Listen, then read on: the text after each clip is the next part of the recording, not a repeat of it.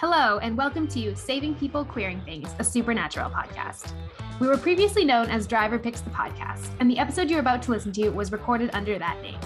Though our name has changed as of season 3, our show hasn't changed that much. Our structure and theme-based discussions are the same, and we're so glad you're here. Now, let's get on the road.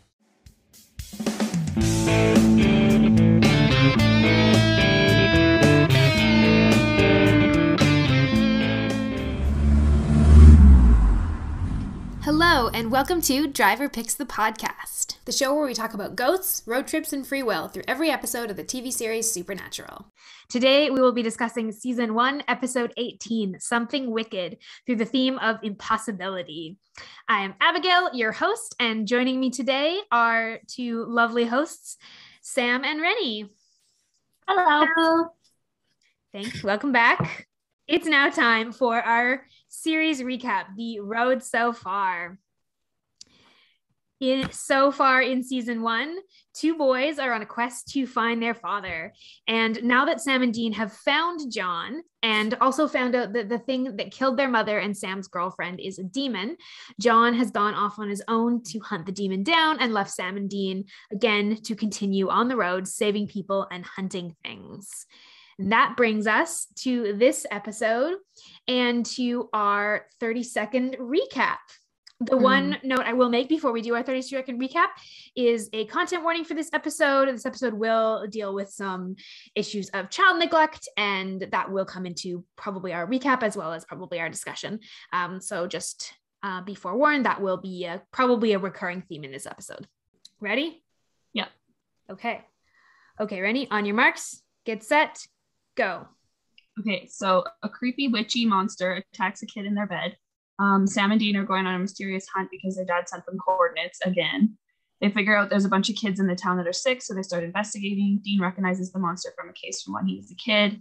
John is twistedly making Dean, quote, finish the job because he, quote, messed up the hunt when he was a kid. Of course, he keeps that secret most of the episode. There are many parallels between the kids at the motel and Sam and Dean's dynamic as kids. They're forced to get a kid to be the bait so they can catch the monster. There are many deep moments. Dean saves Sammy again. The teasing and contentious dynamic is strong in this episode. Nice. For some reason, my timer did not ring at all. Was it 30 seconds? I think you were. At like there. You might have been like had a couple extra seconds, but all of a sudden I was like, why is my phone just showing nothing? Just nothing on the screen. Okay, 3, 2, 1, go. Okay, so there's this creepy monster who's preying on children, and Sam and Dean go to investigate after their dad gives them coordinates, and then we have a lot of flashbacks because it's a monster that Dean has come in contact with when he was kids. We get a lot of flashbacks of Dean and Sam as children, and other shit happens. There we go. Good. I'm ready. Okay. 3, 2, 1, go. 14 years ago, a striga, a creature that feeds off of the life force, mostly of children, was attacking children in this small town, and Sam and Dean were almost victims of it, but it got away because Dean had quote unquote disobeyed John's orders, and that has left some like scars emotionally for Dean. And so in this episode, they have to hunt this striga again, and they are able to stop it successfully. And Dean is able to deal with some of those demons. Yeah. There we go. Nice. It is now time for us to discuss this episode through our chosen theme. And this week, our theme is Impossibility.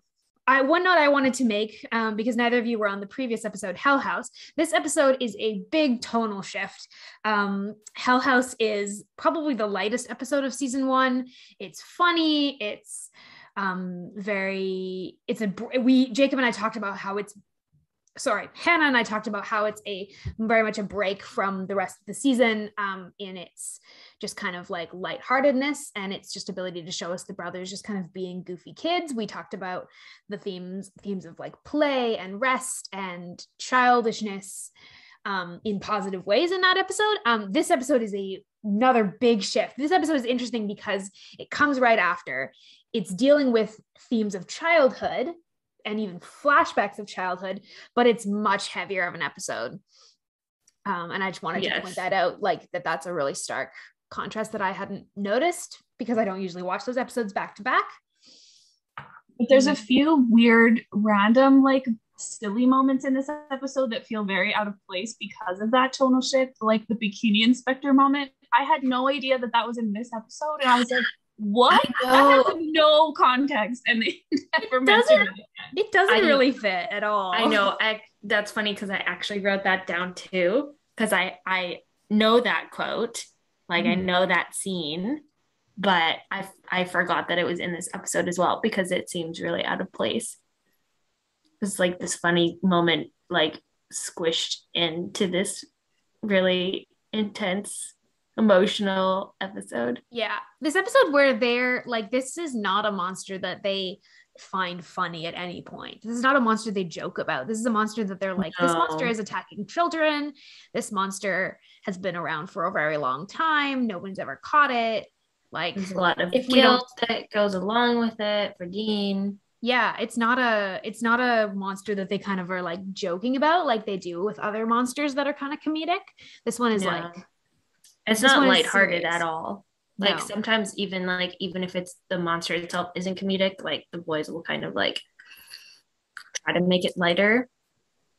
But no, not in this episode. Yeah. I mean, it's attacking kids, so they're not messing around. No, it's not funny.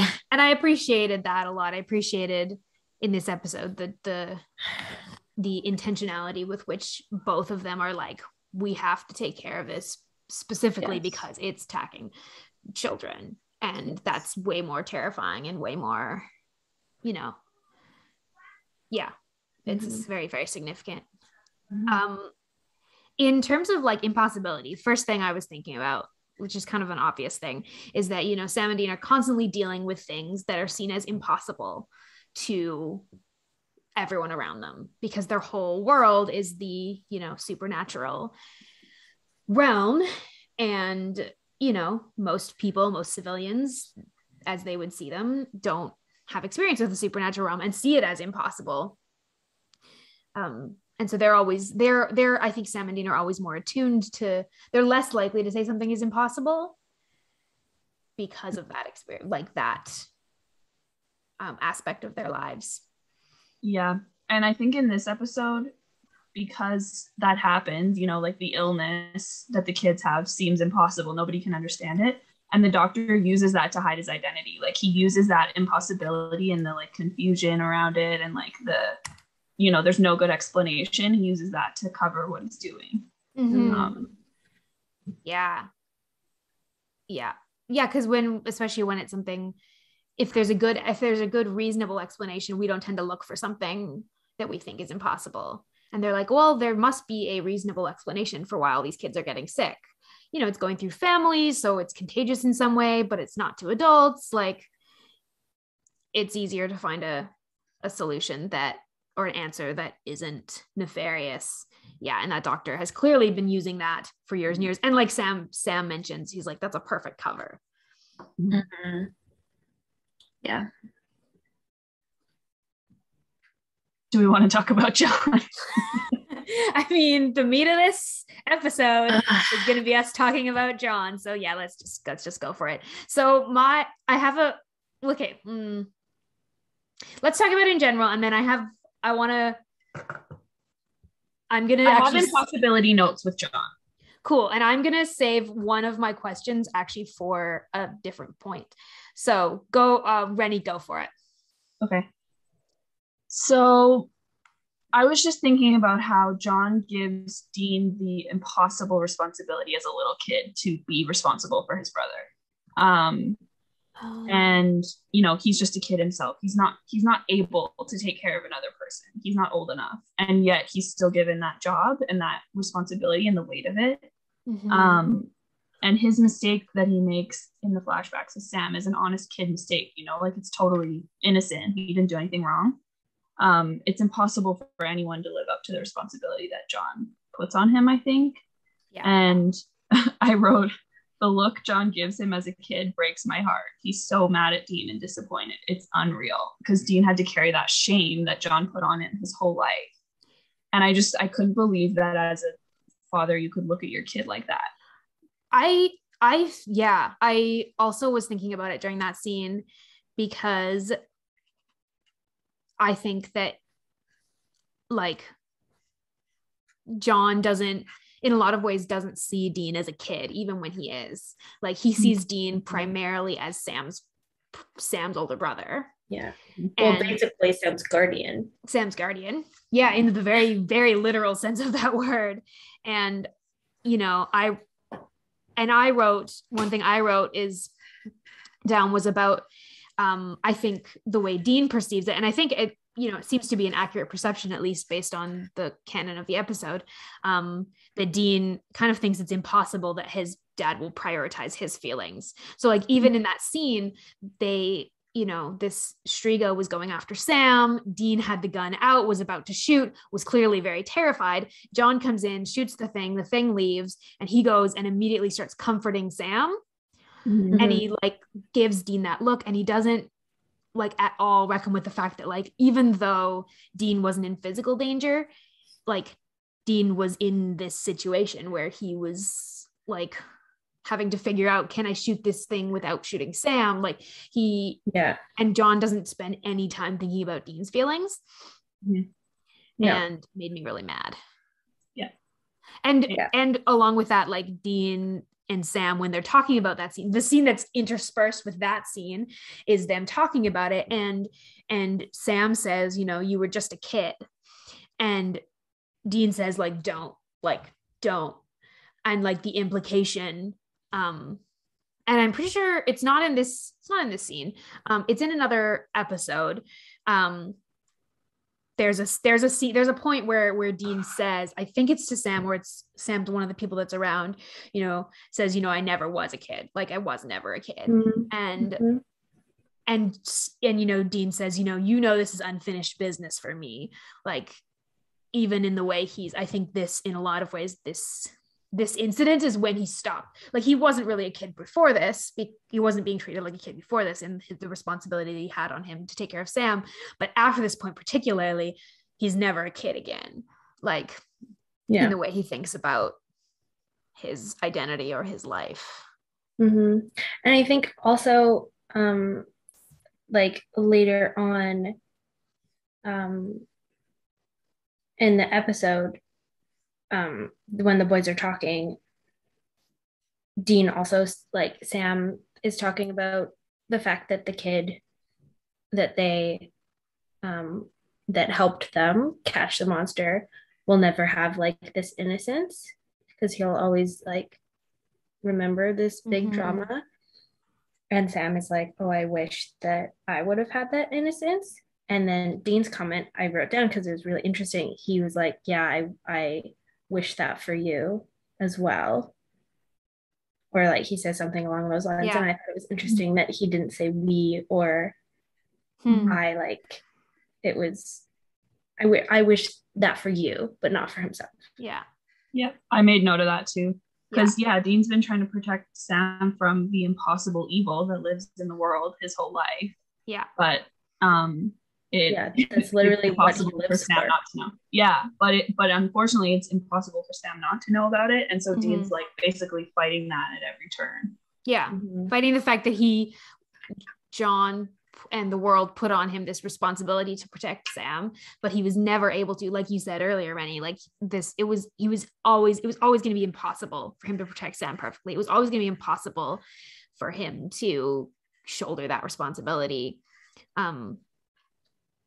One thing I thought that was really positive from this is when Dean's talking to Michael, and he says, you know, like, listen to me, I can promise you this is not your fault, like after his brother gets attacked. And like Dean's really making sure that the kid knows like that it's impossible for it to be his fault. And we get that mirrored again later when Sam's like this, that also Sam's like, also like when it attacked me also wasn't your fault. And so I found it interesting that Dean can make that connection with other people, but is in this whole episode really struggling to make that connection for himself between like the guilt and like the responsibility. I was noticing the parallel between that. Like, John gave Dean that impossible responsibility, and then Dean had to give Michael that same impossible responsibility in this episode. But the difference is he's heartbroken to do it, unlike John. Mm-hmm. And he says, I'd give anything not to tell you this, but sometimes nightmares are real. Like that. Like he, you know, everything in him is like, I do not want to do what has been done to me by putting this impossible responsibility on you, but I have to. But he protected the kid while he did it in a way that he never did. And there's the scene like right before he leaves him in to like be in his bed waiting, and he says, you know, he gets down on his level, he's like, you sure you want to do this? You don't have to, it's okay, I won't be mad. And like really differentiates that, like, if you choose not to do this, like you won't be disappointing us, you won't be disappointing the adults who are trying to keep you safe, because that's our job is to keep you safe. Your job is not to keep us safe. Your job is not first of all, even having a choice. Yeah. Like Dean's repeating this story, but he's telling it differently. You know, he's repeating what happened to him, but he's changing the narrative for Michael, so Michael doesn't have the experience that he did. I do really appreciate in this episode, because we all know that Sam is my favorite, and I usually pay more attention to Sam, but I was paying more attention to Dean this episode because I really appreciated they like really dug into like his sensitive side. We got to see him being like the protective of the children, and I don't know if this is accurate or not, but I feel like Sam is normally the one that will talk to like the victims in like a sensitive way. Yeah, and this episode we see Dean kind of taking the reins on that and having this really special connection with this other older brother, and kind of taking him under his wing, and I liked seeing that come out of Dean. That's why I love this episode. Yeah, and it's interesting. Well, actually, we're going to talk about this a little bit at the end. I want to like talk a little bit about that specifically, but I think I agree. Like especially with like older victims, we usually see Sam kind of taking the forefront on the like emotional care side, and this episode really gives Dean a chance to do it. Like he takes front and center with Michael, I think, because he understands him and he understands the position this kid's in. And whenever like they're actually, this early season, I forgot how good they are with kids in general. There's a few episodes with kids and they're actually all quite good. Yeah, they're quite good with kids. Which you wouldn't necessarily think.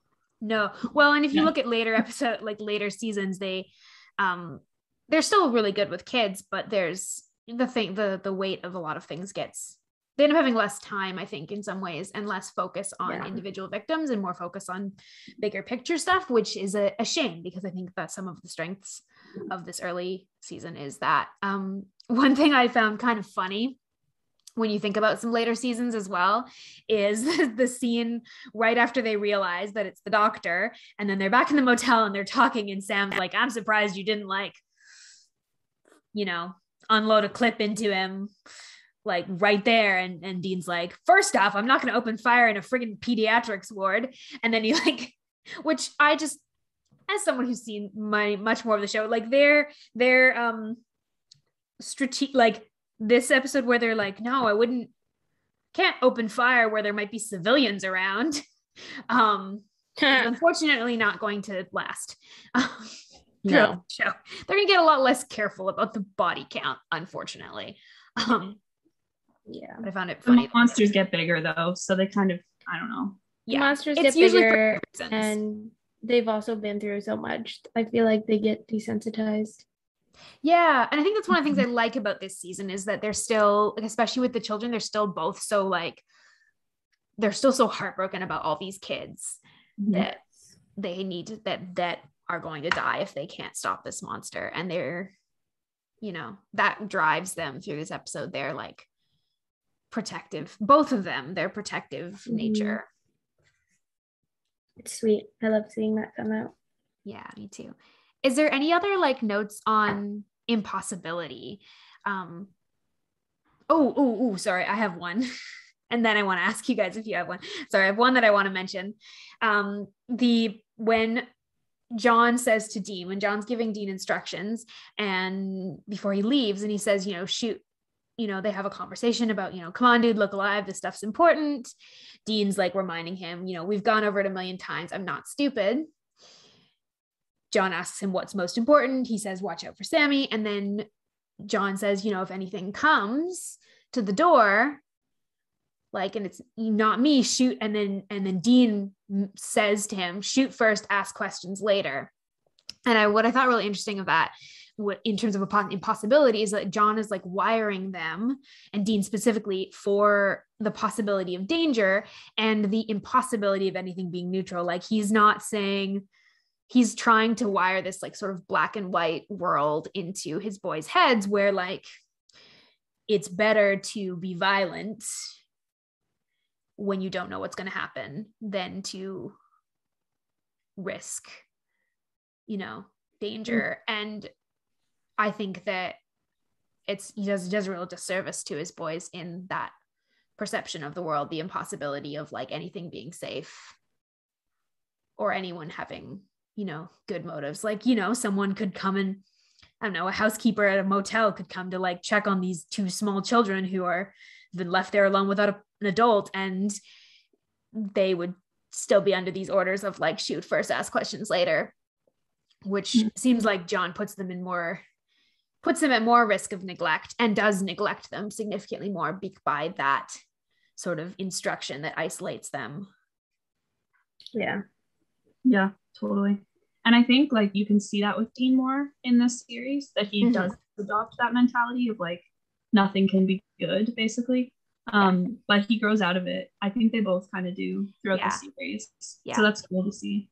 Yeah, I think it's like moments like this where that starts to happen, where they try and set this traumatized child on a different path because they give him options, and they're having those conversations. You know, even Sam at the end tells Dean that he's sorry that he always gives him crap about following John's orders. And he says, you know, like, I understand why you listen to Dad. He's like, I understand why you follow Dad's orders. He's like acknowledging the conditioning that John has built into them. And, you know, that drives Sam to a greater compassion for Dean, even in an area where he's often frustrated by Dean. And I really liked that. Any other notes on Impossibility from either of you, or just general episode content? I wrote honorable mention because it doesn't have anything to do with Impossibility, but the quote where Michael comes to their door and he says to Dean, "You take care of your brother? You do anything for him?" And Dean goes, "Yeah, I would." And he goes, "Me too. I'll help." It's just like the sweetest moment, and Sam's looking at Dean the whole time, you know, like it's such a good shot. Such a good moment. I just thought it deserved an honorable mention. I agree. It does. There's a lot of really good like brotherly parallels in this episode. I wish we had gotten to see the younger sibling. Like, I wish we had gotten to see that, because I think some of the that would have been really cool. Yeah, of Michael. Yeah, to see their actual dynamic. Like we only see him for like 2 seconds when we see Michael pouring him cereal or making him some milk. The very first, which is then paralleled with the scene with Dean and the flashback scene. But I think we get it a lot implied about their relationship, which is cool. And, you know, the implied nature of like that they also have presumably a single parent, and, you know, have a life where the older child is often responsible for the younger child, and, you know, all those little parallels that are mostly just there visually. We're going to move next into a segment we're calling Going Meta. We're going to do some tracking of some different elements of the show. I'll run through them. You can give updates. Do we have deaths in this episode of any kind? No. We don't. It's one of the first. It might be the first. I mean, the where we have monster. deaths. Yes, other than the monster. And historical deaths that the monster has killed people in the past. But other than the monster, we don't have any deaths significant to the storyline or just meaningful in terms of meaningful victims. Oh, they save everyone. No, it's a very hopeful ending. It's weird. The Bechdel test. Nope. There's never two women on screen at the same time. No, there's barely women in this episode. No, there's like two, the mom and the nurse. Mm-hmm. Yeah. That's literally it. Yeah. And the child, the little girl at the beginning who gets sick, who gets attacked. Yeah. Well. Oh, does she get tucked into bed? No, I think it's her father that tucks her into bed. Yeah. So big fail. Yep. Big fail. Next lore. So the only real lore we have in this episode is the Striga, which Sam says it's kind of like a witch, I think, and they kind of confirm that it's a type of witch. It feeds off of life force. We don't ever see one again. But okay, this is the thing. They say that it's a really powerful old witch. And I find it insane that it can't be killed by anything unless it's like it can't be killed by anything. And they never have that later in the this is spoilers, skip the next 30 seconds, but they never have that later in the show with any other witches, even the leader, powerful 1,000-year-old witches that they meet. They're easily killed. It's also a weird thing to be a witch because it doesn't do any real witchy things. It just sucks life force. That seems a lot more monster than it could have been any other kind of monster. It doesn't have any other of the characteristics of normal witches in this show. Yeah.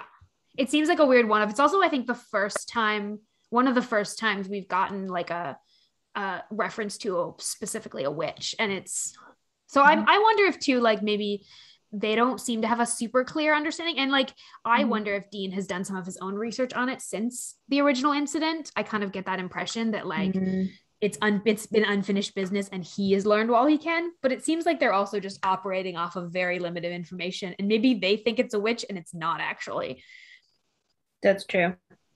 You never get confirmation. But it's a weird one because they think they say, even to your point, Renny, I think they say it can't be killed by any weapon made by God or man, and I'm that seems not realistic. In the God or man, that seems not, if it's a witch, that seems weird. That's pretty. That's just it's never true again. Never true again. It's too high scale to make sense. Yeah. The other thing that could be a casting thing, but we could also read it as a lore thing. The mom at the park played a receptionist in the episode Faith, and then plays this character. But the significance of this particular cast member is that she then plays an angel later on. Spoiler alert. Really? Which one? She plays Spoiler. Hannah. She plays Hannah. She plays a significant angel character. Very important. Which, my interpretation of that, what I want to be true, because I want there to be no coincidences in this show. Again, spoiler alert, humans are vessels. She could be it could still be the same character. It could be that she's a vessel later on. It could be that she becomes Hannah's vessel in the future, which I don't have anything else to say on that, just that I want continuity. They do go into Hannah's vessel's life, though. Oh, do they? Yeah. Is it feasible that it could be, or not really? She has a husband and not a kid. She doesn't have kids. Well, never mind then. It's just a casting thing. Unfortunate. Sorry, burst that bubble. No, it's okay. I just want to find all the connections. And when we talked, when Jacob and I, no, I don't remember who it was. I think it was Jacob and I. Yes, when Jacob and I did the Benders episode is set in the same town that Donna is from. And so we made this really interesting connection between the sheriff in that episode, who's fantastic, Kathleen, who's fantastic, and what happens like 10 years later in the same town. And Jacob and I had a really cool like discussion about it actually works with canon for it to have been the same thing. Like the same town, it actually makes sense. So I'm always looking for those connections now.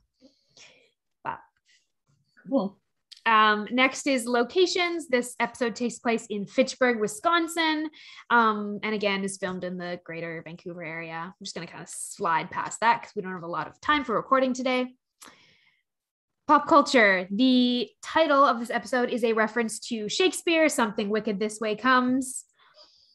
In the flashback, Sam is watching a show from the 80s called Thundercats. And when Sam lists the towns that this Striga has been in, he lists it's Ogdenville, North Haverbrook, and Brockway. Those are all fictional towns from The Simpsons, which I found out, which is just, that's hilarious. I don't know why they chose Simpsons towns. I think they were just trying to be clever, but it's kind of funny. Yeah. And there's a couple of Shining references. So the woman in the hospital is in room 237. The Supernatural likes its Shining references. So, unsurprising. Yeah, it really does. International titles. This one's got a whole bunch of different titles. So in German, it's called A Witch Returns. In French, it's called The Striga. In Finnish, it's called Manifestation of Evil.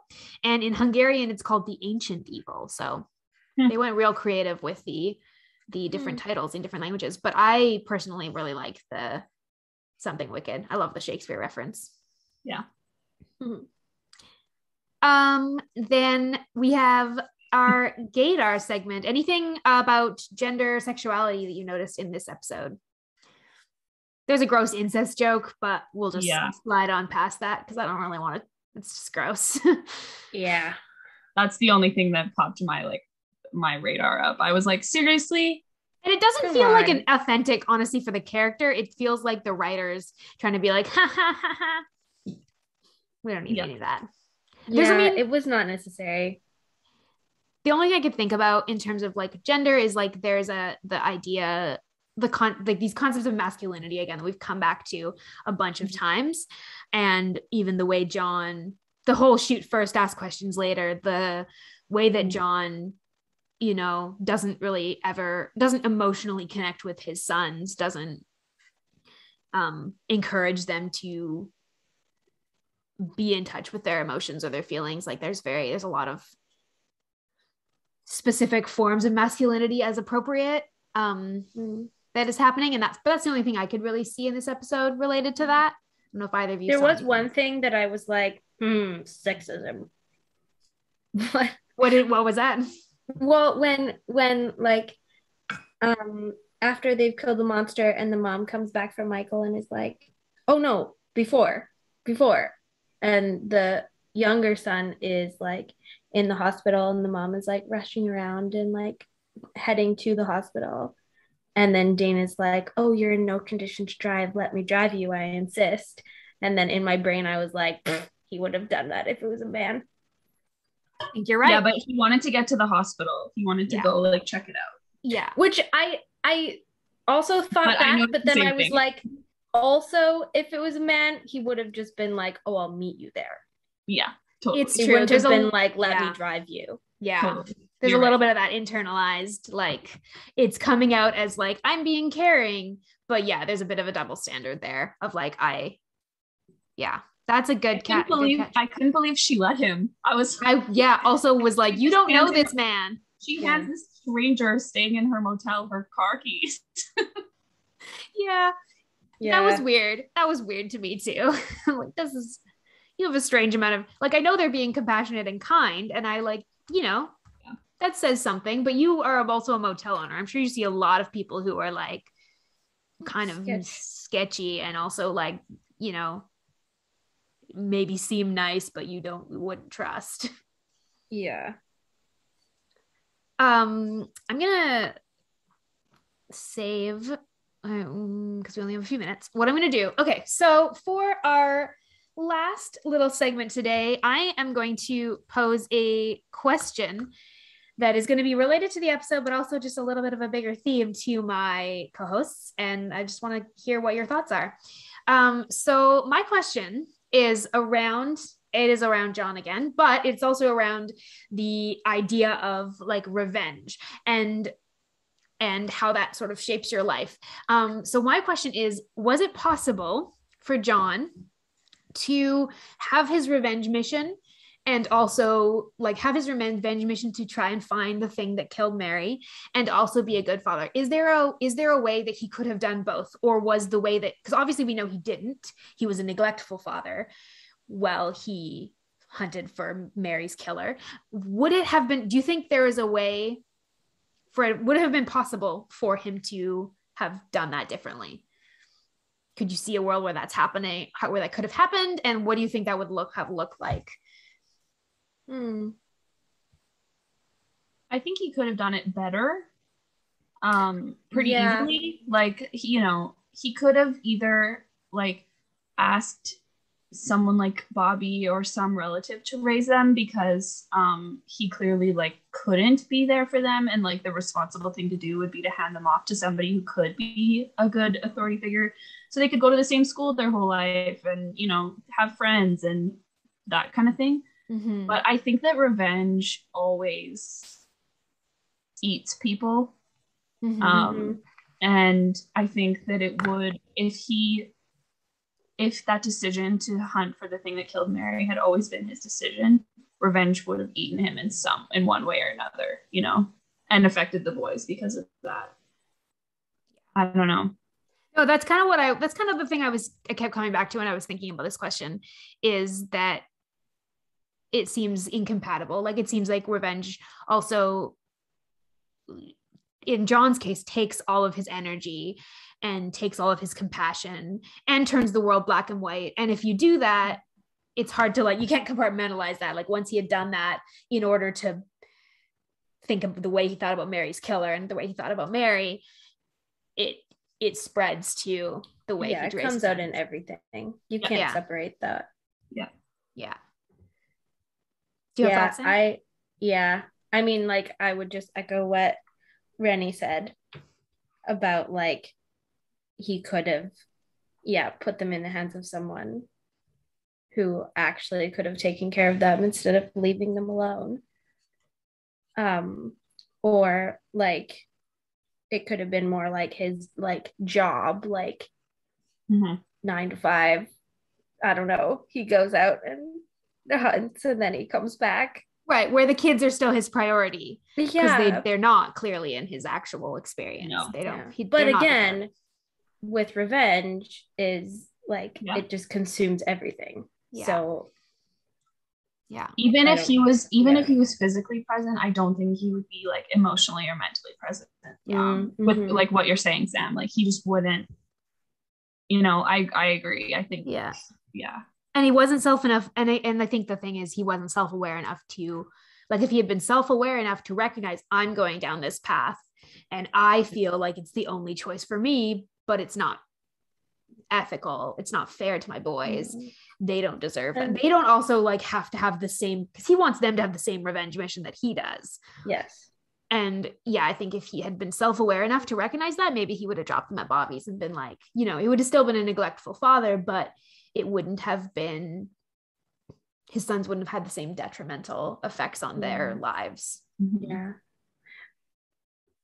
Yeah. And also like the revenge mission is like how John is coping with his grief of Mary. Like he never, he doesn't deal with that healthily. No. So like all of his grief is just in this mission. Yeah. So the emotional maturity is not there. No. And I guess maybe that's the answer to my question, is like unless he actually dealt with his grief in a healthy way, he wasn't going to be able to be a present father with his sons. And unfortunately he isn't able to be that. Yeah. And we're going to continue to see the impacts of that. But we're also going to continue to see, I want to end on like a good note here, but like we're also going to continue to see the ways that Sam and Dean, because of their relationship with each other and with other people, they start to address some of that. They start to like change some of those patterns. They start to say, it wasn't your fault. I understand why you did that. Like, you were just a kid. And they start to rewrite that and do start to do differently with people that they help. Which I think is powerful. Well, that is going to bring us to the end of our time. I know, Renny, you need to go. And thank you both for joining me today. Welcome. Thanks for having me. I love doing these conversations with you guys. It's really fun. It's fun. To those of you who are listening, thank you for coming along for the ride. We wish you a peaceful road until we meet again next episode. Next week, we will be discussing season 1, episode 19, Provenance, through the theme of masculinity.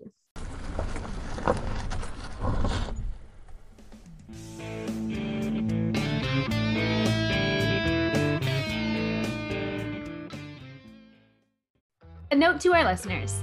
This episode was recorded prior to our season 3 name change, where we went from Driver Picks the Podcast to Saving People, Queering Things. For all of our new social media platforms, visit queeringthingspodcast.com.